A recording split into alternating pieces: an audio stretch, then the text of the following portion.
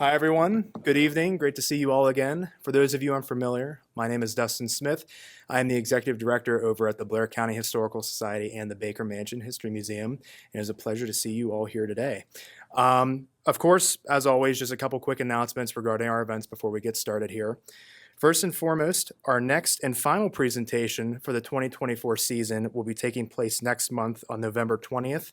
For that presentation, we will be welcoming Eric Shields and his presentation on They Came from Blair County, which ties directly into the third volume of his book series of the same name. So we hope to see you all back here for that.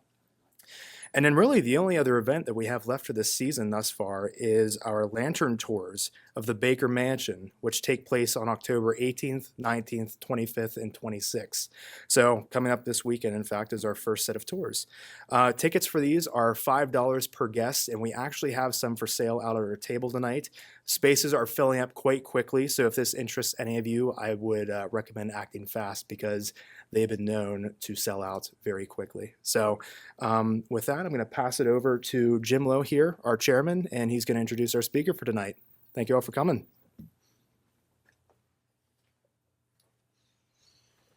All right. Good evening, everyone. As Dustin said, it's great to see everyone this evening. This is the second to the last installment of our lecture series this year. And if you have a topic, I'm putting together the schedule for next year, and I have about half of the spots filled. But if you have a topic you're interested in on something related to local history, please reach out. You can contact me personally. I usually stand outside and thank everyone for coming when this is over, or I can give you a business card and you can email me. But if you have something you're interested in, I'd love to hear what the topic is, because we've been doing these lecture series now since, well, I did the first one for the anniversary of the Pearl Harbor attack back in 2016. And at that point, we started a yearly series, and we've had quite a number of topics, but I'm running out of ideas. So if you have something you'd like to hear, I'd surely like to hear your thoughts on that. So at this point, I'm going to introduce our speaker tonight, Michael Allison, and he sort of did that on his own here and went over some things that he does. Usually when I'm introducing him, it's because of his talents, his artistic talents with the brush.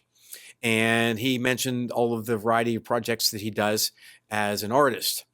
And he was a recent recipient of one of our Blair County Historical Society Heritage Awards for his work in Baker Mansion. If you haven't been to Baker Mansion for a while, come out and see us. You'll be amazed.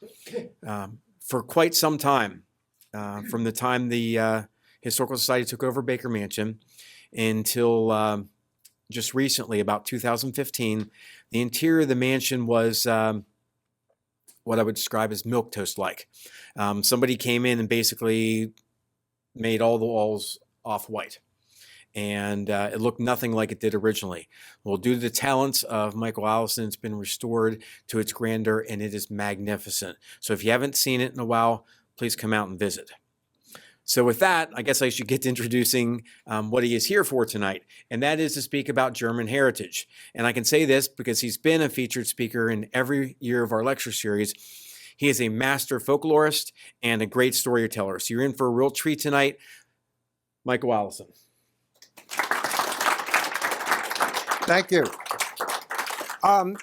They say at parties there's three things you shouldn't discuss: politics, religion, and sex. We're going to start right off with two of them. We're going to talk about why the German immigrants came here, largely because of political and religious combat and fighting.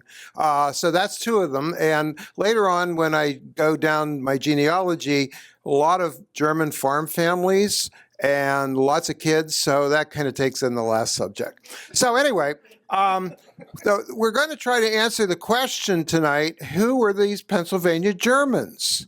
You've all heard of the Pennsylvania Dutch or the Pennsylvania Deutsch, and we have these assumptions about who they are, and I'm going to tell you that right off the bat, most of those assumptions are wrong.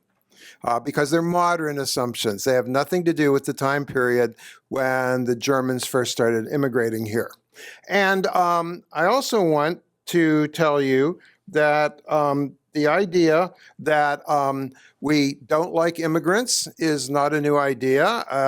I'll read this quote. Why should the Palatine Boers be suffered to swarm into our settlements and by herding together establish their language and manners to the exclusion of ours?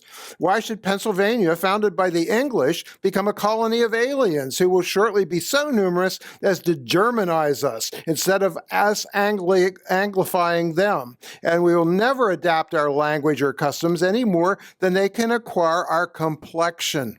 And that was none other than Benjamin Franklin saying that. So, yeah, that's a founding father, by the way.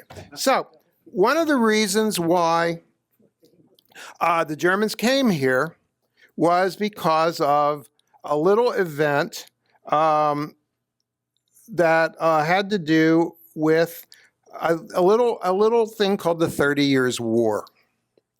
And what I want to talk to you about is that particular war, why it came about, and, you know, it literally was one of the most devastating wars in the history of Europe. Here's what happened.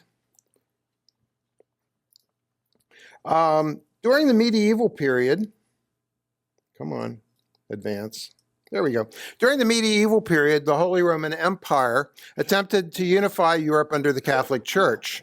In 1800, Charlemagne was crowned the first Holy Roman Emperor. He was crowned by Pope Leo III. However, while this didn't prevent wars, it certainly boosted the tax revenue of the Catholic Church and did create a lot of rivalries throughout Christian Europe until the time of the Protestant Reformation. In 1618, Ferdinand II of Bohemia, who was the Holy Roman Emperor, was deposed by Frederick V of the Palatinate, who was a Protestant. And if you look up at the map, you'll see that Bohemia is actually on the western side here, and the Palatinate is on the eastern side. So at that point in time, there was these divisions spring up, mostly caused by religion. But also realize that Germany was not a unified country. It was made up of literally dozens of principalities and small city-states that were all autonomous.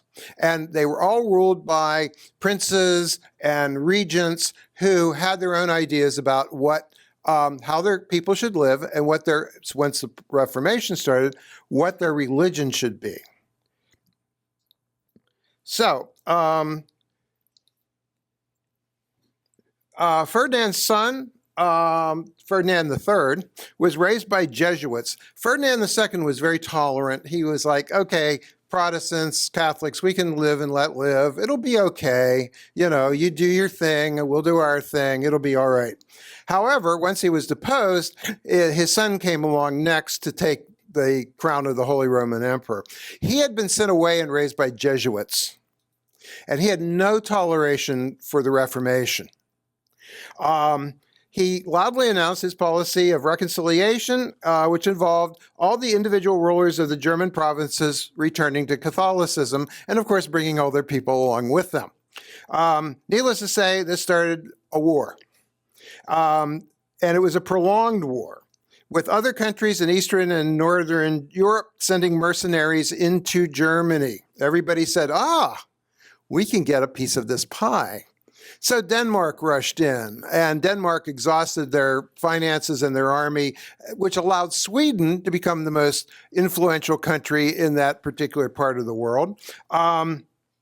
Wave after wave of soldiers throughout the provinces and from Denmark, Sweden, and also the Netherlands descended on the German countryside, burning, pillaging, and just devastating everything. The Netherlands had just recently escaped Spain's rulership, and so they were ruled by the Habsburgs. Now, the Habsburgs are a very important family because they were also in Austria and parts of the Eastern German provinces. The Habsburgs were the Holy Roman Emperors, and they also were the kings of Spain. And it's an interesting combination, which you'll see later. But So the Austria sided with Bohemia. Crops and farmland were completely destroyed over and over and over again. It was so bad that the bubonic plague sprung up again. There were famines. The wolf population increased. And there was so much paranoia that they began the witch and werewolf trials in the German-speaking countries at this time.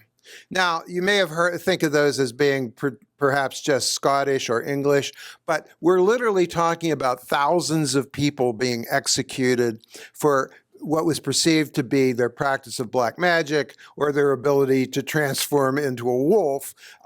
And it was truly horrendous. Almost 8 million people died during the 30 Years' War. It was truly devastating.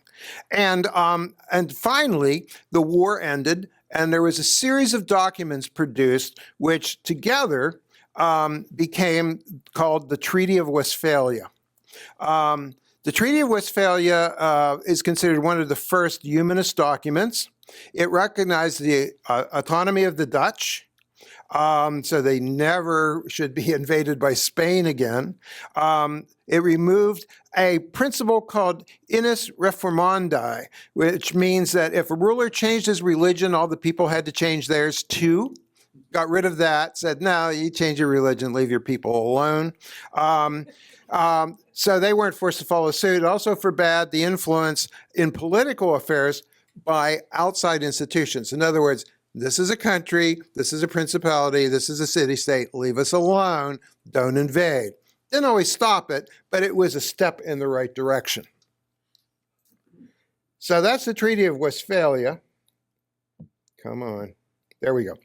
But what happened next, here comes the sun, as the Beatles used to sing. It left everybody kind of in a weakened state. And while it limited the influence of the Protestant and Catholic countries in the German provinces, the Habsburg estates refused to take part in this.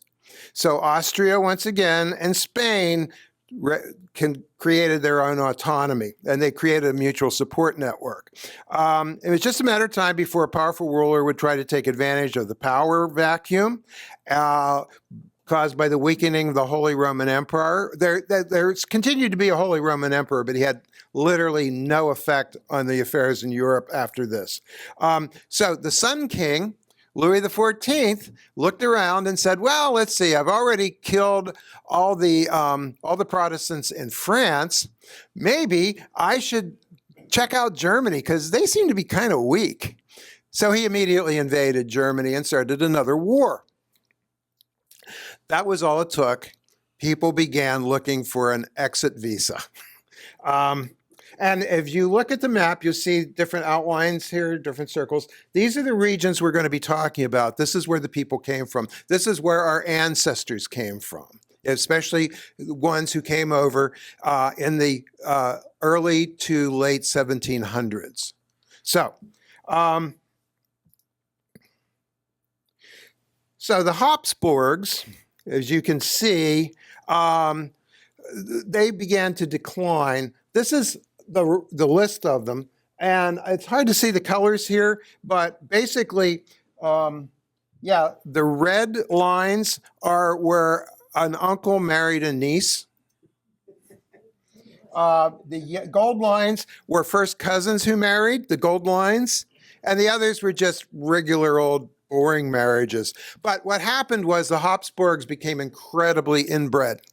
I don't know if you can make out the picture at the bottom, but that's Charles II, the King of Spain. He had what now we call the classic Habsburg face, a long, long nose, a lantern jaw that hung way down. His teeth were so bad he had trouble eating. He never had any children because he may have been sterile. But, you know, all I can say, folks, is don't marry your first cousin over and over and over again, or your sister or brother. So that takes us to the big question. Who are the Pennsylvania Dutch? Well, the immigrants, who we call the Pennsylvania Dutch, are broken down into two groups. One are the gay or the fancy Dutch. They tend to be high church people. They are high church Protestants, Roman Catholics, people like Lutherans, and the more liberal members of groups like the Church of the Brethren. The plain Dutch tended to be people who came out of a movement called the Piety Movement, which was an attempt to reform first the Lutheran Church, because just like the Puritans in England, they thought it was too Catholic still. And so they wanted to get rid of authority-based churches, and they also thought that anything that was not literally in the Bible was a false practice. So, and one of the things they all zeroed in on was child baptism. They thought it was coercion. So it's adult baptism. It's not good works, because, you know, the Catholic Church was selling indulgences back then for good works, especially if you gave them a lot of money.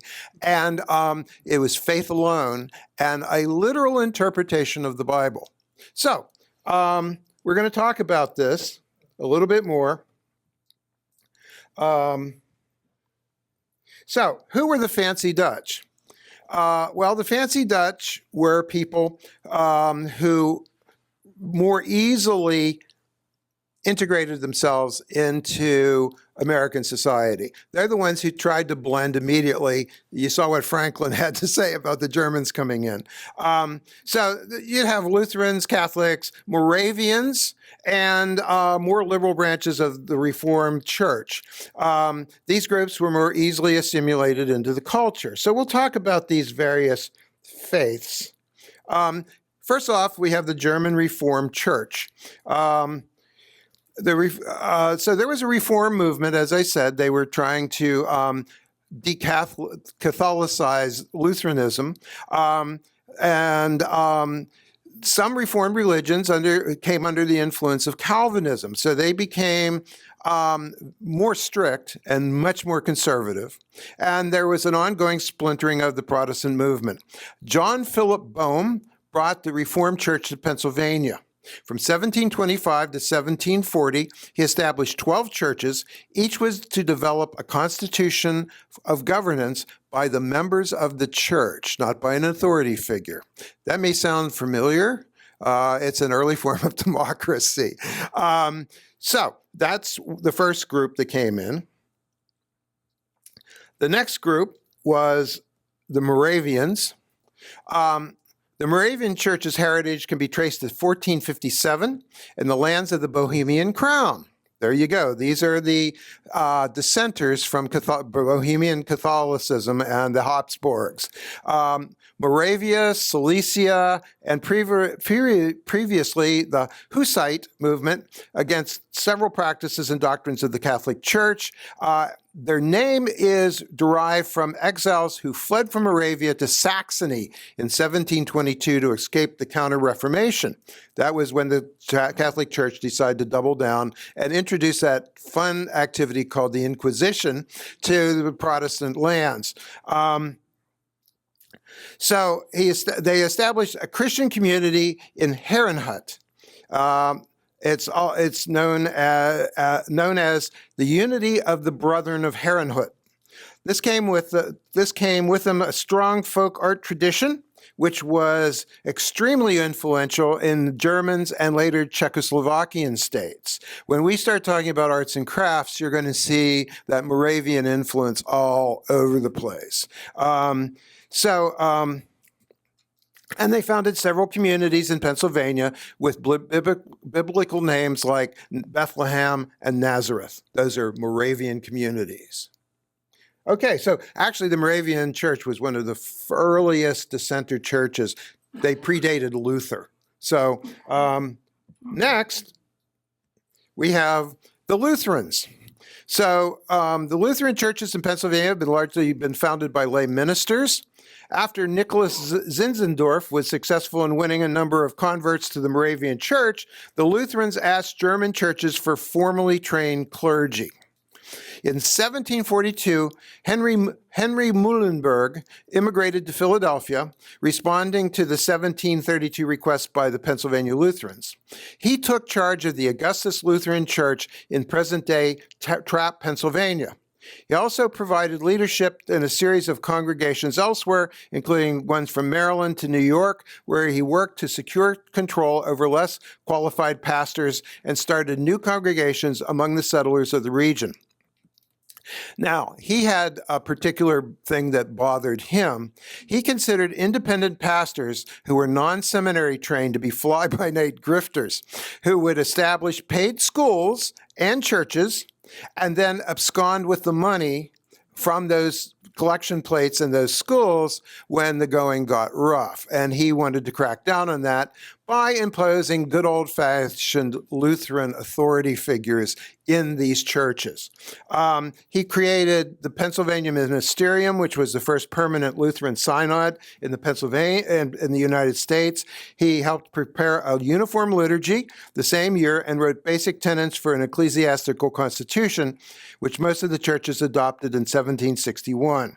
He did work on a hymnal, and that was published in 1786. Now, another thing that I'd like to point out is that every time we're talking about a publication like a German Bible or any other publication that was religious, these were written in High German.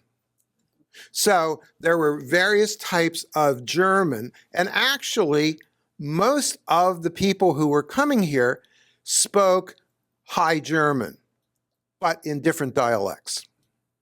So these dialects would begin to come together and form almost a separate language, which we call Pennsylvania Dutch. However, this is the interesting point. That mixed dialect, the closest language it comes to is Yiddish, which was spoken by Eastern European Jews. It was a total accident of cultural assimilation, but yes, Pennsylvania Dutch and Pennsylvania and Yiddish are very closely related. Okay. Now comes the Catholics. Old St. Joseph's Church was founded by Joseph Greeton, who was born in 1679. He was an English Jesuit. There's the Jesuits again, who was born in London and came to Philadelphia from Maryland in 1729 to establish a mission. He originally celebrated Mass in his house at 321 Willings Alley in Philadelphia. He created the first chapel in 1733, almost certainly a house chapel attached to his residence. The rights of Roman Catholics in the province of Pennsylvania to worship at this Romish capital, that was the disparaging term for Catholics, was challenged the following year by the deputy governor of Pennsylvania. The Pennsylvania Provincial Assembly ultimately decided not to ban celebrations of Mass and cited William Penn's Charter of Privileges as controlling, despite the fact that the English had laws against such things. Nowhere else in the 13 colonies could Catholics enjoy public worship to the extent possible in 18th century Philadelphia. And the priest, when he died, he was buried in Bohemia, of all places. Now, realize that Pennsylvania, because of William Penn's insistence on religious toleration, became a beacon for all these various dissenter religions, because they were all looking for the opportunity to come and practice freely because of the experience of the 30 Years' War. They wanted to be left alone for the most part. So next we're going to talk about the Plain Dutch, who are the radically reformed, which includes the Schwarzenau Brethren, the German Baptists, who around here were known as the Dunkards, the Mennonites, and the Amish. Have any of you ever heard of the Dunkards? Okay, good.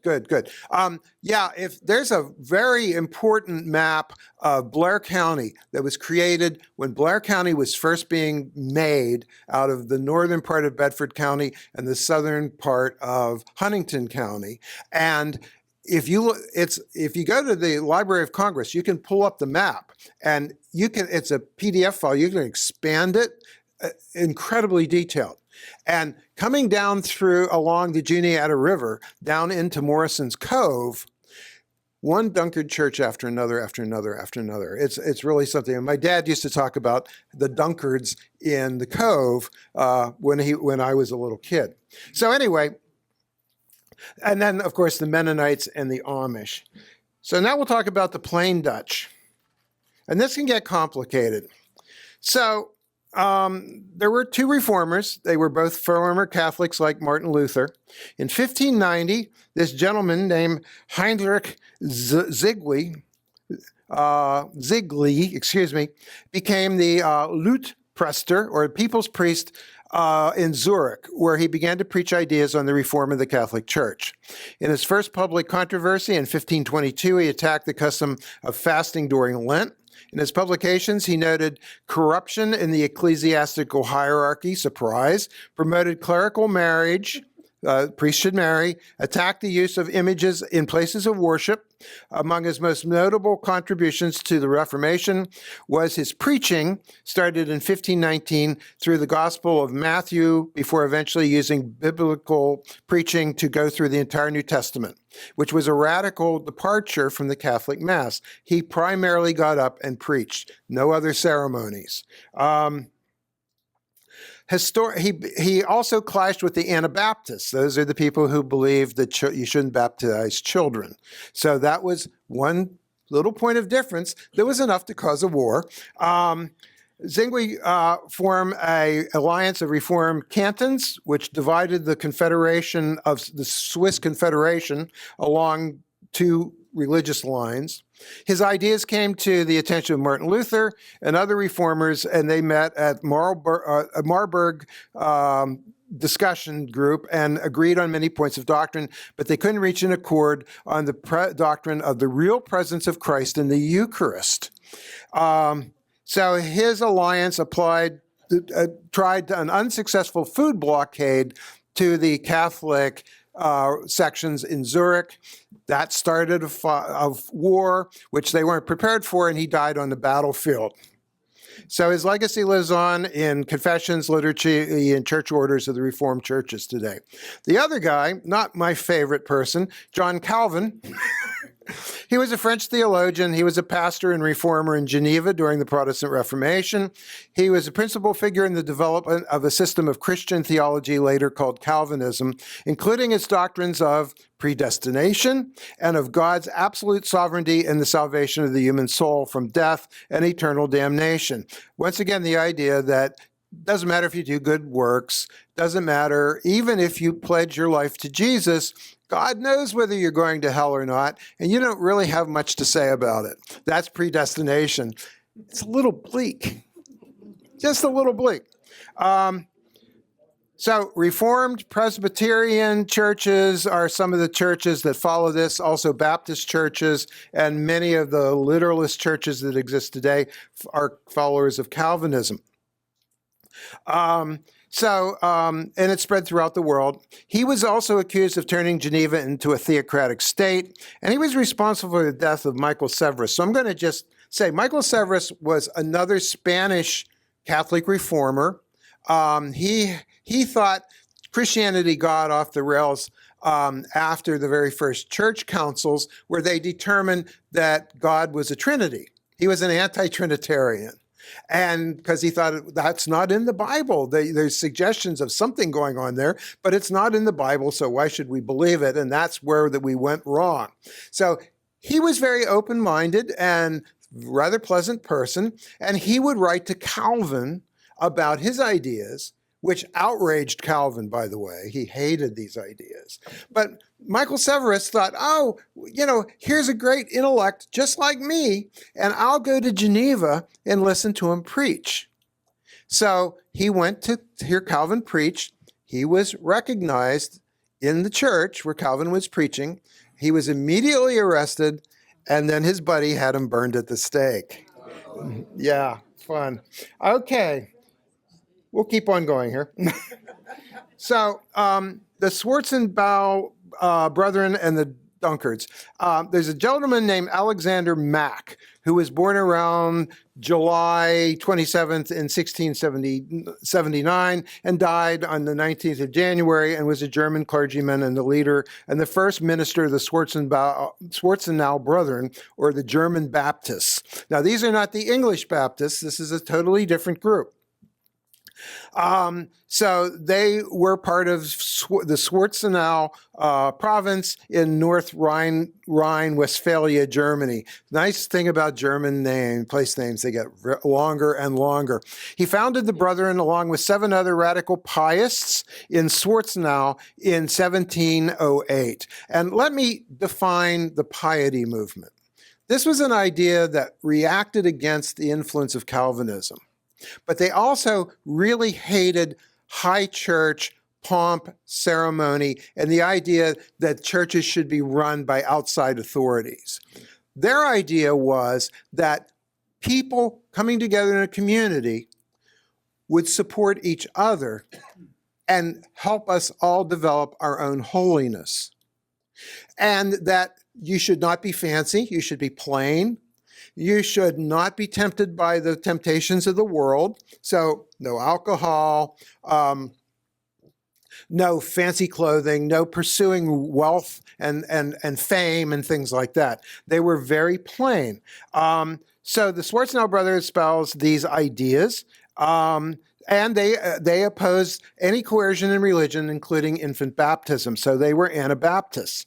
And the New Testament would be the only creed they'd follow, and it would be their rule of faith. So he was a universalist and a strict pacifist also after the 30 Years' War. Who wouldn't be a strict pacifist? And many pious maintained that new birth, in other words, becoming a Christian as an adult, had to be preceded by the agonies of repentance, and that only a regenerated theologian could teach theology. In other words, if you hadn't gone through the agony of realizing that you need to become part of a Christian community, then you weren't qualified to say anything about the New Testament or to teach. So anyways, they shunned worldly amusements, dancing, no theater, no public games. And some people believe this led to a new form of justification through good works. So, and it weakened the power of the church organizations. The more strict German Baptist brethren became known as the German Baptists, or known as the Dunkards. And while Dunkard is a German name, it literally means to dunk. And that's how adult baptism was viewed by people from outside the Anabaptist movement. They were dunking people, literally. I know it sounds silly, but there you go. All right, now, the Mennonites. Menno Simmons, in 1496, was another Roman Catholic priest, and he came from Friesland, which is from the Low Countries, and he was excommunicated from the church, and he became a very influential Anabaptist religious leader. He was a Catholic priest who was a contemporary of the Protestant Reformation, and people like Luther and Calvin and people like that. And from his name, it followed that his followers became known as Mennonites. So, his study of the scripture led him to believe that infant baptism also is not in the Bible. He was another Anabaptist. He was influenced by the Dutch philosopher Erasmus of Rotterdam, and the island Frisia that he came from is just a little island off the coast of northern Germany, sort of between there and Netherlands, and different people have claimed it throughout the years. One of my good friends, whose grandparents came here as dairy farmers, well, not here, but to Florida, they were Frisian. So it's where he came from. So they practiced the believer's baptism. Anyway, he and like many of the pietists, they rejected the influence of Calvinism that was creeping into Protestantism. Now, there's another guy who's also very important, and that's Francis Daniel Pastorius. He was born in 1651. He was a German-born educator, lawyer, and poet, and public official. He was the founder of Germantown, Pennsylvania, and it was a settlement and gateway for immigrants from Germany. He joined the Lutheran pious in Frankfurt in 1679 and repeatedly urged adherence to Christ's golden rule. He came to Pennsylvania 4 years later. He grew increasingly liberal, espousing universalism and moving very close to the Quakers. So, in 1683, a group of Mennonites, pious, and Quakers in Frankfurt, Germany, the so-called Original 18, included Abraham Opp and Groff, a cousin of William Penn, approached Pastorius about acting as their lawyer and agent to purchase land in Pennsylvania, which he did. Pastorius took passage aboard the ship America and arrived in Philadelphia on August 20th, 1683. In Philadelphia, he negotiated the purchase of 15,000 acres from William Penn, the proprietor of the colony, and laid out the settlement of Germantown, where he would then live for the rest of his life. So, have you ever been to Germantown? Anybody? Okay. Wonderful, old colonial city, cobblestone streets. It's a great place. I encourage you all to go there and check it out. There were others who came. Johann Conrad Beisel. He was a German-born religious leader who in 1732 founded the Ephrata community in the province of Pennsylvania. He was born in Eberbach, and that was then part of the Holy Roman Empire, and emigrated to Pennsylvania in 1720. He had intended to join a commune of hermits founded there by Johannes Kelpius. But Kelpius had died in 1708. Beisel met with Conrad Mathai, an associate who became his principal spiritual confidant. The group around Kelpius had arrived in 1694. They settled on a ridge above the Wissahickon Creek. They were known as the Hermits of the Wissahickon. There they prayed, meditated, and watched the stars because they believed the second coming of Christ was imminent. They were an end-of-the-world group. They taught children. They started schools, taught children in the community. Some were celibate until death. Others were married. In 1732, Beisel established a semi-monastic Baptist community called the Camp of the Solitary, with a convent and a monastery at Ephrata in what is now Lancaster County. Celibacy was considered a virtue, but not obligatory. Each member adopted a new name, and Beisel was called Friedsam, which the community afterwards added the name Gottrich, Son of God. Which the community believing families settled near the community, accepted Beisel as their spiritual leader, and was worshiping with the community on the Sabbath. He composed one of the biggest books of hymns in Pennsylvania at that time. He was primarily a musician, and his composed books of hymns still exist to this day. By the way, that cave there, that's known as the cave of Kelpius, and it's still there. I don't know if that's actually where Kelpius ever set foot in there, but it's known as the cave of Kelpius because that's where some of the hermits lived above Wissahickon Creek. You can go visit that. It still exists. All right, our final group is the Amish. They were a group of traditional Anabaptists and fellowships, and they had Swiss and Alsatian origins. As they maintained a degree of separation from the surrounding populations and held their faith in common, the Amish have been described by certain scholars as an ethno-religious group. In other words, a group all their very own. They're related to the Old Order Mennonites and Conservative Mennonites, and they once again are part of the Anabaptist community. The Amish are known for simple living, plain dress, Christian pacifism, and slowness to adopt the conveniences of modern technology, with a view neither to interrupt family time nor replace face-to-face conversations wherever possible. You know, one of our great failings as a culture is social media, because nobody talks to each other face-to-face anymore.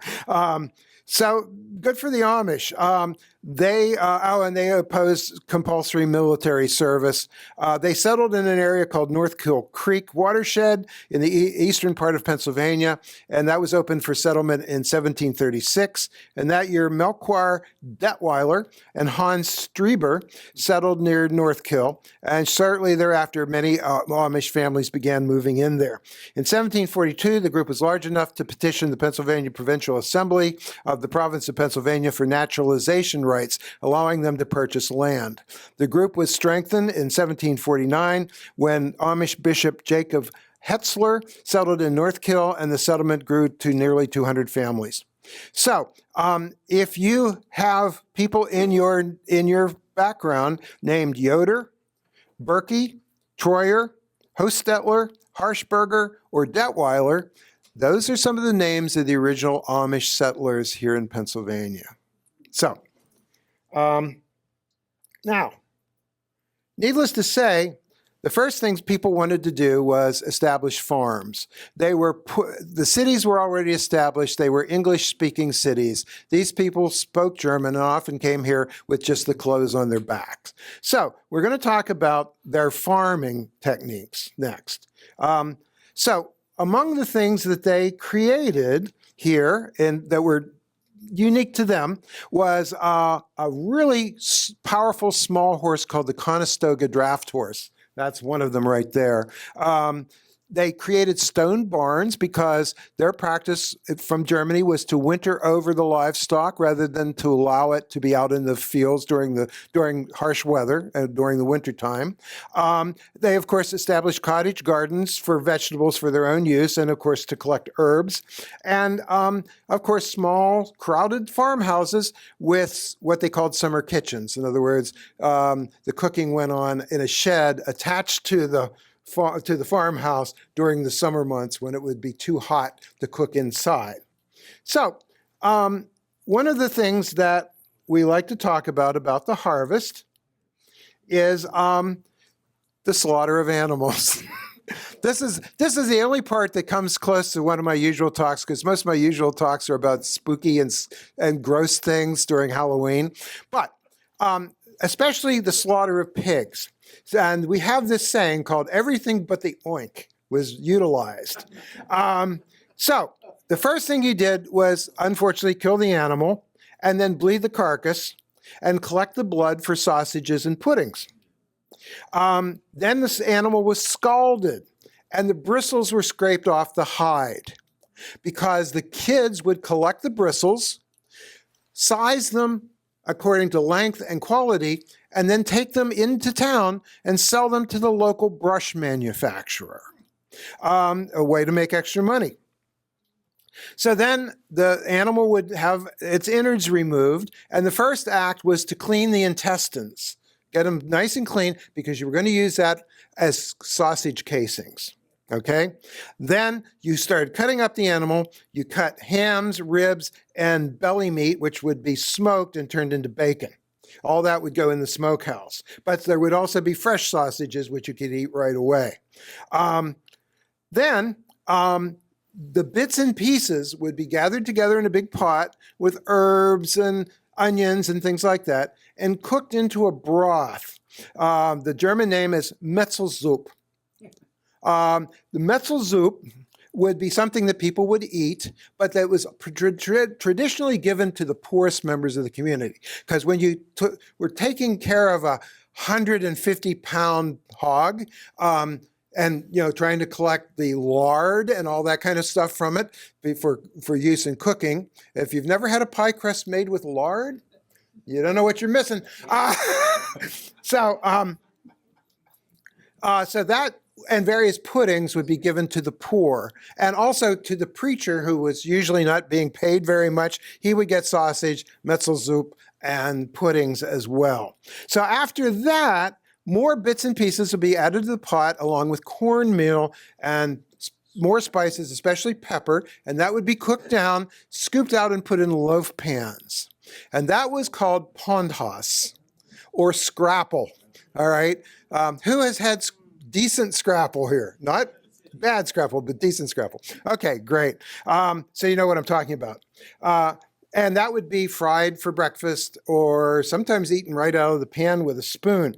So other bits of meat like pieces from jowls and the trotters, which is, of course, the pig's feet, would be jellied in aspect with vegetables and herb to make sauce, which my dad used to eat that stuff. I always thought it looked like somebody threw up. It was pretty gross looking. That sauce right there in the center, it does look kind of gross.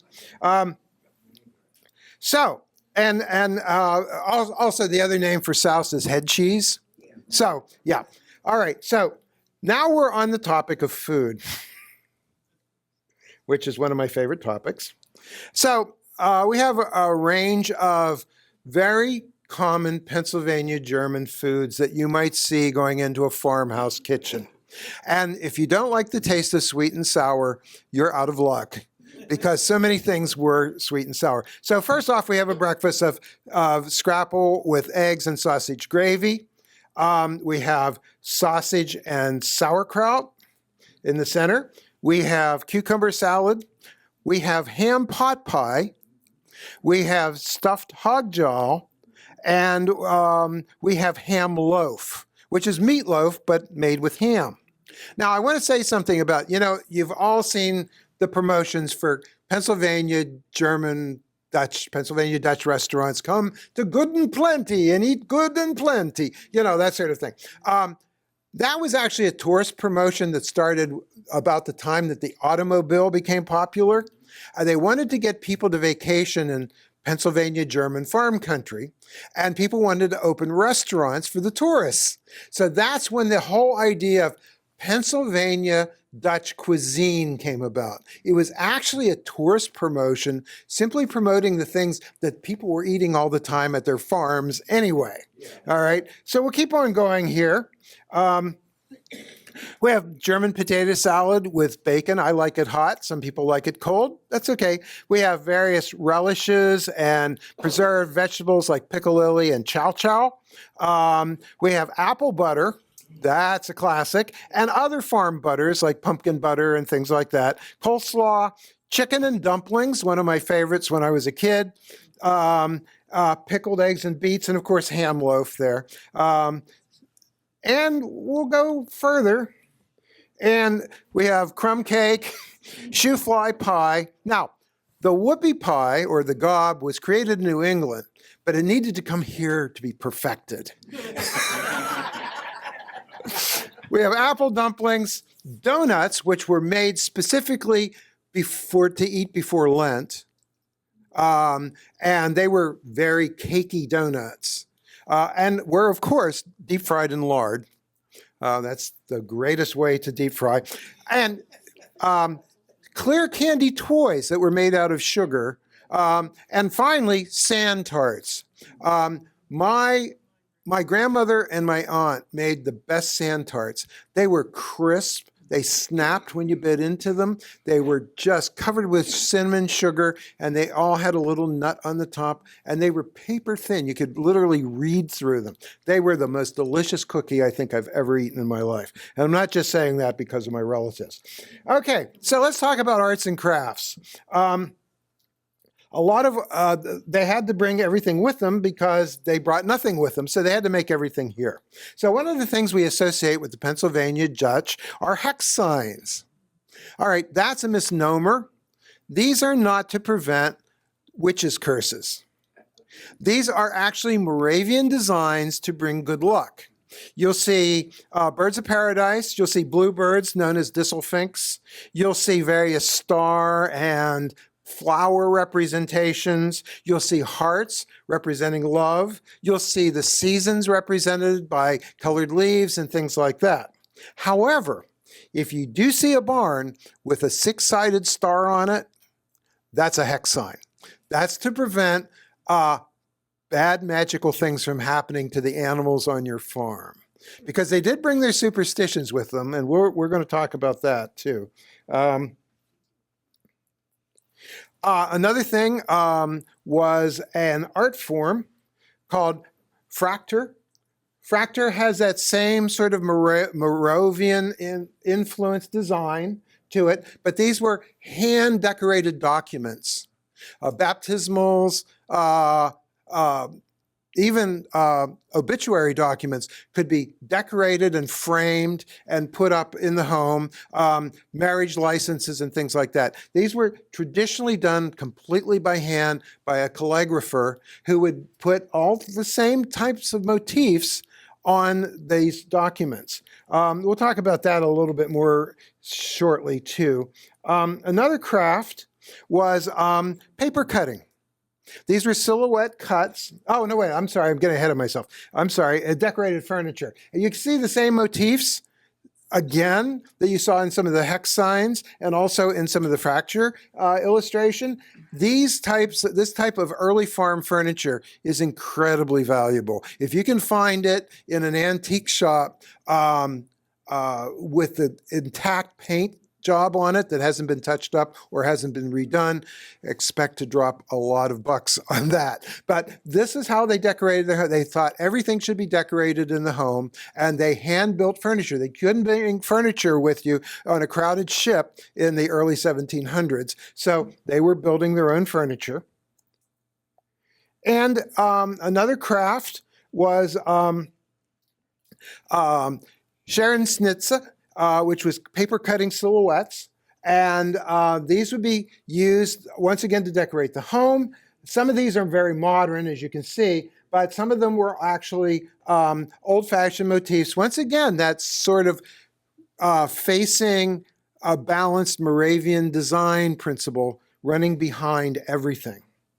The other thing they didn't have, that they couldn't bring with them, is ceramics, plates and dishes. So they discovered, much to their delight, that Pennsylvania was loaded with clay. Hard to plow, but great for reducing down and making terracotta pottery out of. Now, just a second. I have a couple of examples here. We can pass them around if you promise to send them back intact. All right, now these are both modern pieces. These are not antique pieces.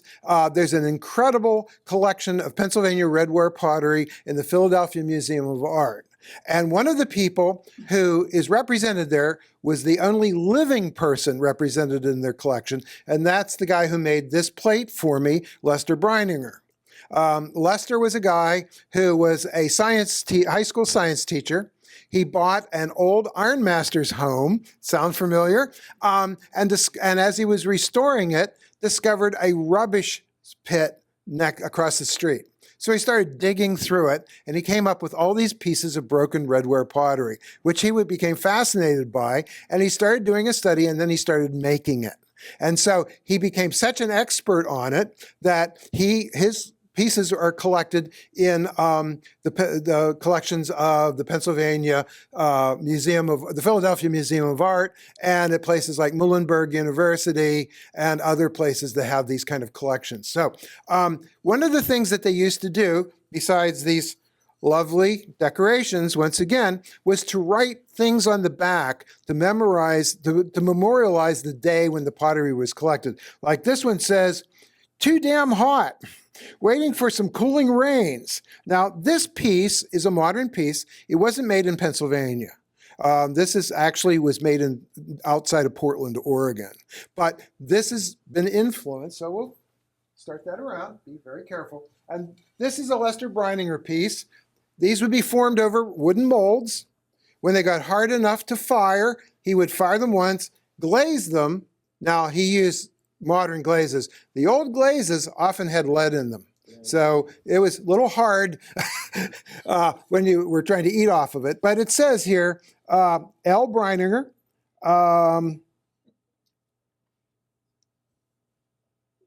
Robesonia, that's where he lived, Pennsylvania, July 21st, 1996, cloudy out. So there you go. Yeah, Lester was a really fascinating guy, and when I was a museum curator, it was a real honor to know him. So, okay, so we'll move along, and we'll talk about what do you do when you've come to a country and you're living in your isolated communities among people who practice the same religions as you, and you get sick. Well, you go to a healer. Now, one of the first books of healing published in Pennsylvania was Sauer's Herbal Cures. Christopher Sauer Jr. lived from 1721 to 1784. You can still get this book. It's on Amazon. They were very, these were the kind of cures that you would go to, if you had a cold, if you had the flu, if you fell down and broke your leg, things like that. These were herbal cures. These were herbal medicines. When my grandmother died, now her married name was Allison, but her maiden name was Imler. And one of the things we inherited were huge mason jars full of herbs that she collected. And one of her favorite things to cure everything was bone set tea. Have you ever drank that stuff? You have?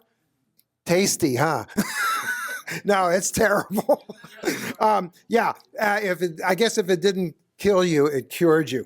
But yeah, this is one way that you would try to cure yourself, by creating poultices. And you literally had to do this by hand. So he wrote down all the folklore around this. But once again, this is how people practiced medicine back in the day.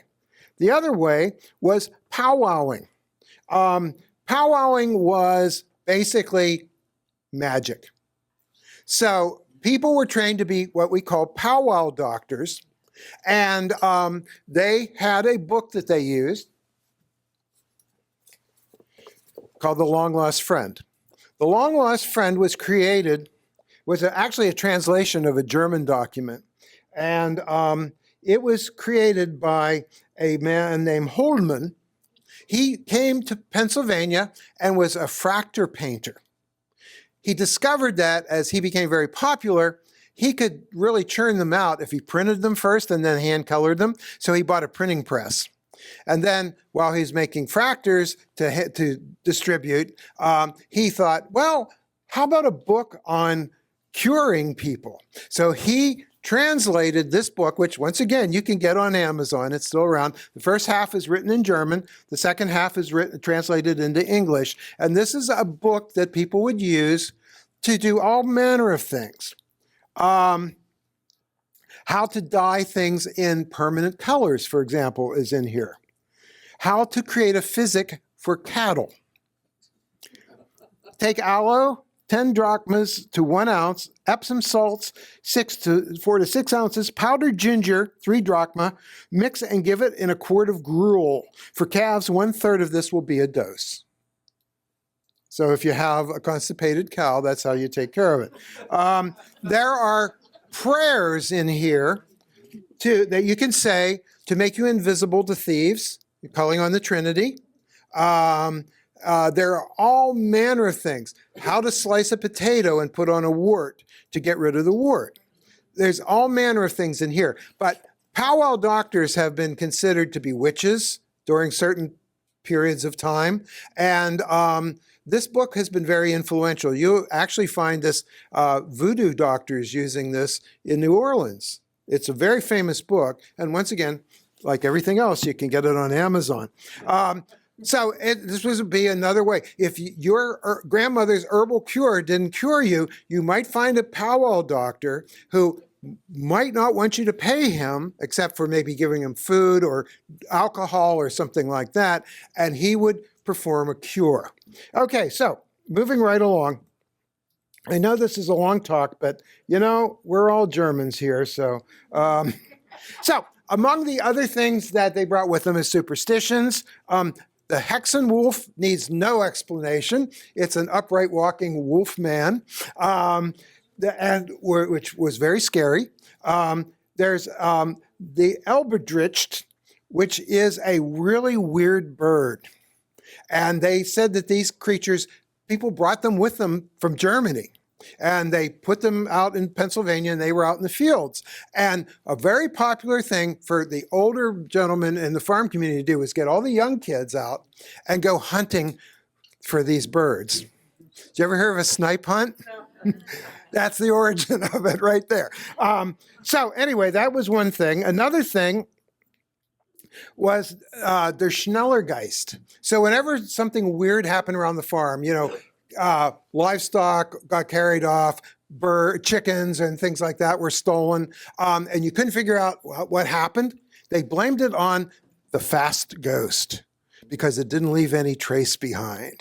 And that eventually got corrupted into the name Snallygaster, which is used in southern Pennsylvania and all throughout Maryland as this horrible creature. But it was a folklore item called the Schnellergeist. And then finally, we have a couple other things. Now, the one is fairly rare. The stolen fenster are called soul windows. They're a little tiny window that you would sometimes see in a farmhouse, usually near a bedroom or near a parlor where, what they used to do when someone passed away, they would lay them out in the parlor. If you did not have a way for the soul to escape, you would end up with a haunted house. So the soul window was there for the soul to get outside the house. They're rare nowadays, but you can still find them if you're going through Lancaster County and looking at really, really old farmhouses. And the other thing is red string. This is Sophia Baylor right there. She is dyeing red string and thread. And that was used, once again, she was a powwow doctor. And you would wrap that string around an injury or around a wart or around, an infection and keep it on there, and that would magically cure it. So there she is. She's dyeing red ribbons, actually, for her powwow work. Okay, enough of the folklore. Let's talk about celebrations. Let's get crazy. So the first one was New Year's. And don't be offended about the word holiday, because we're talking about all of them, not just Christmas. First off was New Year's, and you can see a beautifully decorated New Year's card wishing people to have a happy New Year. Another common thing was to use molds for puddings and for casserole foods and also for cakes. And the shape was usually in that of a fish. There'd be two fish approaching each other, or even better, a fish chasing its own tail. There's a motif called an Ouroboros. It's a symbol of eternity. And so the idea of the fish biting its own tail was to create that in a more Christian symbol, which, of course, the fish was a Christian symbol. And one of the great customs was to eat pork and sauerkraut on New Year's. Who eats pork and sauerkraut on New Year's? Anybody? Put your hand up. Oh, nobody in the audience. Okay. And of course you would say, Props New Year, or may the New Year turn out well. The reason you ate pork, do you know why you eat pork at New Year's? The same reason the Chinese do. The pig roots forward, not backwards. Chickens go back and repeat themselves. Cows go in circles. Horses go in circles. Pigs always go forward. And so you want the new year to move forward. And of course, you have your preserved cabbage. So why not combine the two? So that's pork and sauerkraut. The next one is something else you may have heard of, Groundhog's Day. The German farmers in Germany wanted to get a head start on planting. So they would go out after the first of the year and look for animals that were hibernating, that were coming out of their hibernation, and seeing whether they went back in or not, or whether they stayed out. If they stayed out, it was a predictor of an early spring and the end of a mild winter, and they could get planting earlier. However, in Germany, those animals were bears and badgers. They came to Pennsylvania and discovered while we did have bears, we had a lot of groundhogs. And so they switched animals, and that started a new tradition. Once again, Valentine's Day, they celebrated that. Here's another hand paper cut Valentine's, really beautiful. This craftsmanship is amazing. I don't know if you've ever seen this kind of work or not, but it's truly beautiful. Easter was an important celebration. And of course, it started on Good Friday. The eggs on Good Friday were plain, but they would have something written on them in pencil or pen. And then on Easter, the decorated eggs would come out. It isn't just the Slovaks and the Poles who decorated eggs. It was also the Pennsylvania Germans. And you can see this fancy decoration on them, but that would be all hand painted.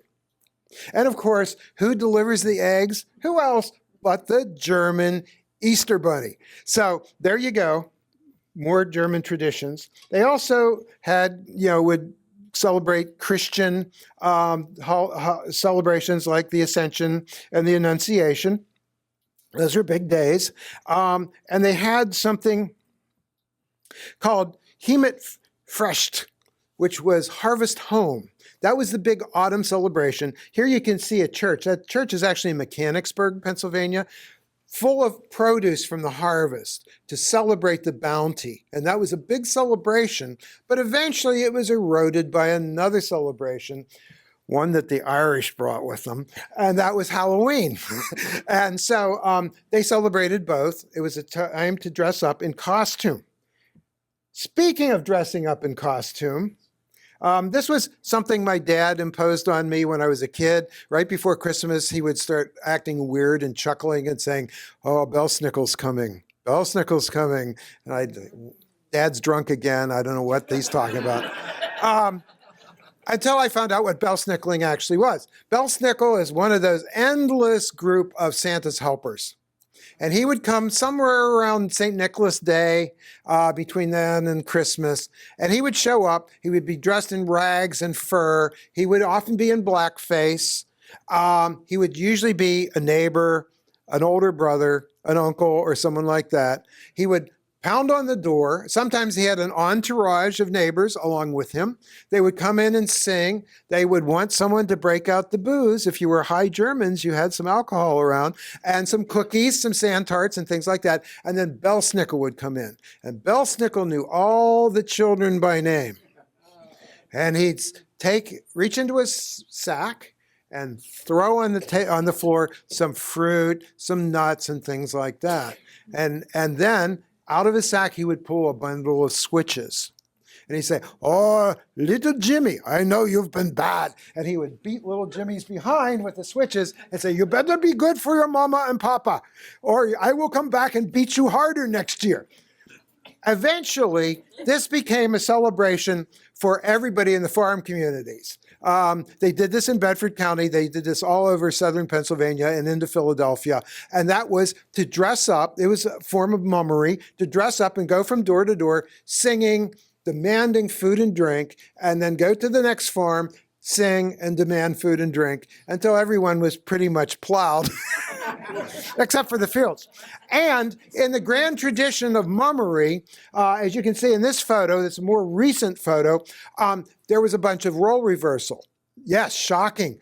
Pennsylvania farmers would dress up in drag, and Pennsylvania farm ladies would dress up as men or as monsters or some other thing, and they'd go around from door to door, and they just had a good time. Okay, so that was Belsnickeling. However, there's a little sub-note that you might enjoy. Belsnickeling got really out of hand because of the drinking, especially in more civilized places like Philadelphia, so that the city fathers banned it. There were too many reports of drunken people pounding on people's doors, throwing rocks through glass windows and things like that. So they announced that they were going to channel all this energy into something else. So they hired a guy, and I won't use the N-word, but it was actually in the Philadelphia newspaper, who was familiar with minstrel shows. But they used the N-word in this statement. He was going to organize a parade with people in costumes, so you could dress up, and would play minstrel music. Ever been to the Mummers Parade? That's the origin. It was to replace Belsnickeling. And then finally, of course, Christmas. And Christmas is really important. As you can see, they brought the idea of Christmas trees with them. Christmas trees were spread across Europe very, very early by a group of knights who traveled along through southern Europe to help the Spanish, the Habsburgs, drive the Muslims and the Jews, unfortunately, out of Spain, which is why they went north and ended up near the Netherlands. And so the Spanish said, well, we're this close to the Netherlands, we might as well just take them as our own anyway. That's why the Spanish occupied the Netherlands. This group of Teutonic Knights brought this idea of this tree at Christmas time throughout southern Europe. And that's where the Christmas tree idea originates from. Now, this center image here is called a putz. And this is a Moravian putz. So you see the Moravian star. That was one of their craft creations, a multi-pointed star. And they would make little houses out of cardboard and scraps of wood and things like that. And they were like a nativity scene. And the more elaborate your putz was, the more company you'd get, the more people would come and see you. And then finally, one of Martin Luther's ideas was the idea, he hated this idea of St. Nicholas, who was a Catholic saint, being a symbol of Christmas. So he wanted to replace him with an image of innocence and beauty, which he called the Christkinder, the Christ child. And you will see in Germany to this day parades, you see Krampus parades and things like that. Here comes St. Nicholas, but hand in hand with a beautiful child with a halo, it's the Christ child. But Christkinder and Kris Kringle are not too far apart. And one thing got kind of mutated into the other, and we're right back at Santa Claus once again. So, why am I telling you this? Well, I have German ancestry. So here we go. In 1611, in Saxony, a guy named Zachariah Koenig was born. His son was Andreas David Koenig. His son was Dietrich Philipp Koenig. Their son was Heinrich Koenig, who emigrated from the Palatine to Pennsylvania. Interestingly enough, I can't find any immigration records for him. He just showed up right around the Revolutionary War. And I'm wondering if either he was a POW, who was then released at the end of the war, or a deserter who said, yeah, I'm not going back there. So he Anglicanized his name to Henry King. Now, when he was buried, the Heinrich Koenig name was used by his children. So anyway, he worked as an innkeeper, and he had a son, Samuel, who lived in Paradise, Pennsylvania. And they had a son, David Alexander King, who kept a small hotel in a place called Railroad, Pennsylvania. And there's some family folklore I'll tell you about. He had three sons. One ran a carpet business in York. Railroad is just north of York. These were very respectable members of the York business community.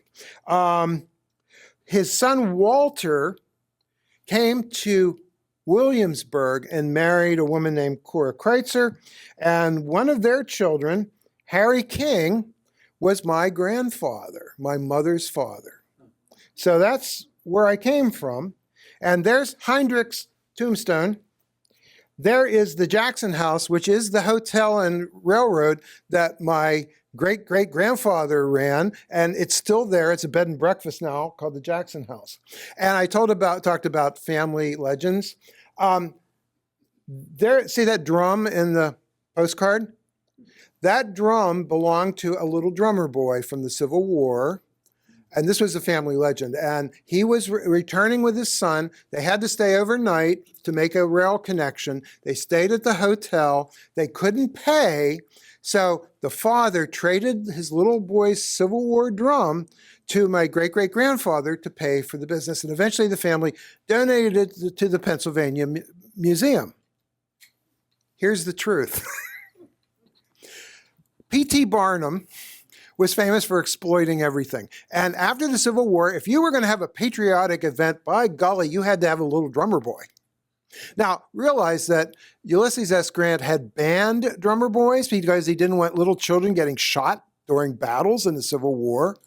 But Barnum didn't care about that.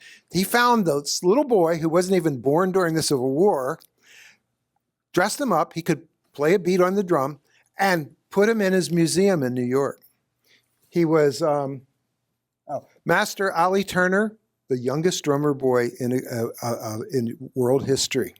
And so that was fine until that fad ended and Ali started growing up.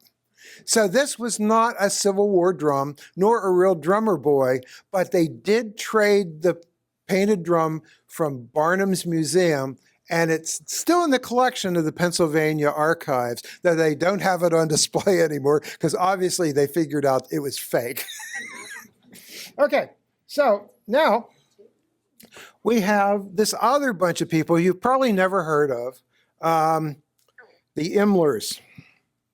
So that goes back to 1580 with Peter Imler.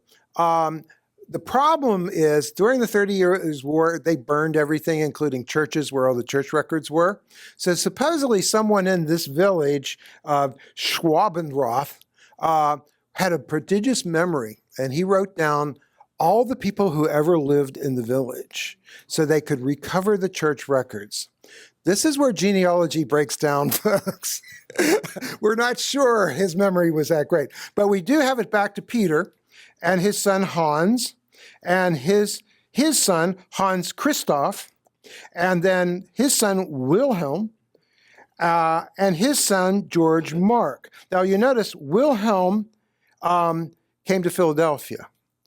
Wilhelm got very ill on the voyage, and he literally died in isolation on the docks of Philadelphia. However, his son George Mark lived and became a farmer near York. He had a son, George Michael Imler, and several other children too. This is the sex part. They were very prolific breeders. They had very large families. George Michael fought in the Revolutionary War, along with several of his in-laws. And eventually he took his mother and his wife and his family and settled with the rest of the family in Bedford County, Pennsylvania. So that's why you have Imlers from Bedford County. So moving on, we have Jacob Imler, who was a son, and Daniel Imler, who was his son. And Daniel had two wives, Margaret Rebecca Reichard and Sarah Stambaugh, and their son was John Imler, and he had two wives. Mary Bowser had 4 children to him, and she died, and then Susan Klotz had 10 children. By the time I get through this Imler genealogy, I discovered I'm related to just about everybody in Bedford County with a German name. So his daughter, Hattie Imler, was born in 1886, married James Henry Allison, who was from Queen, Pennsylvania. And you can see the happy couple here in the upper right-hand corner. You can see who ran the household. Just look at those faces. He was actually a very talented musician. He was a terrible farmer, but he was a talented musician. But her dad was a ridge farmer who bred horses, and specifically trotters for people who had fancy carriages. So he was quite prosperous. He literally left an estate back then worth about $4,000, which back then was a heck of a lot of money. So her son was James H. Allison. He was a soldier in World War II. That was my dad. So we end up with me. And you can see that's my dad in the uniform there with his dad and his brother Clayton. Here's the George Imler Memorial. The Imler graveyard is on a farm, but no one has disturbed it. Some of the tombstones have been found and set up, but we don't know where George Michael is buried. So there is a marker on a farm down there close to where the Imler family cemetery was. So that brings us back to Doe, and that brings us to me, and that brings us to the end of our talk. So, thank you for coming, all you Pennsylvania Germans. I hope you realize that when you point at an Amish buggy and say, "Oh, the Pennsylvania Dutch," you don't know what you're talking about. we're all the Pennsylvania Dutch or Deutsch, and some of us just assimilated better than others. So thank you for coming. I hope you enjoyed this. I know it was rather long, but I hope you learned something. Thank you. I